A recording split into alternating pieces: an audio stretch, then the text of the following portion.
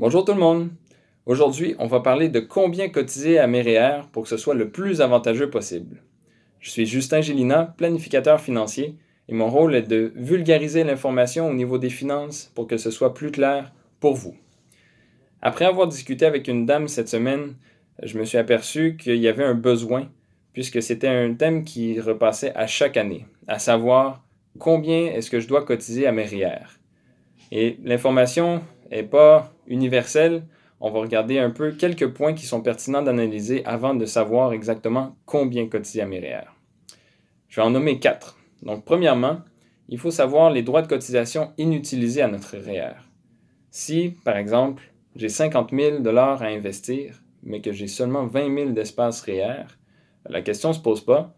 Je vais seulement pouvoir mettre 20 000 dans mes REER cette année. Un autre point qu'il faut par contre faire attention, et si on a un régime de retraite au niveau de l'employeur, ça va venir impacter à la baisse, dans le fond, les cotisations que l'on peut faire personnellement dans nos REER. Deuxième situation qu'on doit regarder est la situation familiale, à savoir quels sont les revenus totaux dans la famille, mais aussi combien d'enfants sont présents dans le foyer.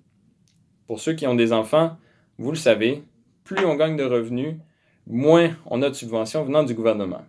Donc, le but est de faire la bonne cotisation REER pour récupérer le maximum possible. Troisièmement, on doit regarder la capacité financière. Quel montant est-ce que je peux affecter dans mes REER à chaque année? Ou si ce n'est pas dans les REER, dans n'importe quel type d'investissement.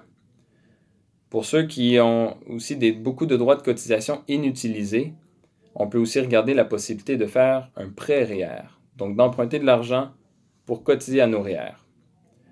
Quatrième point qu'il faut prendre en compte aussi est tout simplement les projets que nous, notre famille, on a à court et moyen terme, et même nos projets de retraite.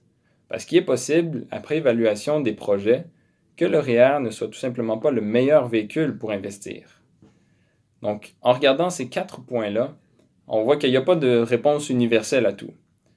Il faut faire attention aussi parce que les cotisations REER sont des denrées rares. À savoir, si on cotise aujourd'hui à notre REER, on perd notre cotisation, notre droit de cotisation pour le futur. Donc, il faut choisir vraiment le bon moment puis les bons montants pour investir dans nos REER. Et c'est là que j'interviens, moi, en tant que planificateur financier. Je vais vous aider à déterminer le bon moment puis la bonne quantité d'argent à mettre dans vos REER pour que ce soit le plus optimal pour vous financièrement. Et faites vite, parce qu'en fait, si vous voulez investir dans vos REER pour, dans le fond, l'année précédente, on a jusqu'à la fin février pour agir. Donc, aimez, partagez l'information autour de vous le plus possible. Contactez-moi, puis ça va me faire plaisir de vous éclairer à ce sujet-là et de savoir combien cotiser à vos REER pour cette année. Merci et à bientôt.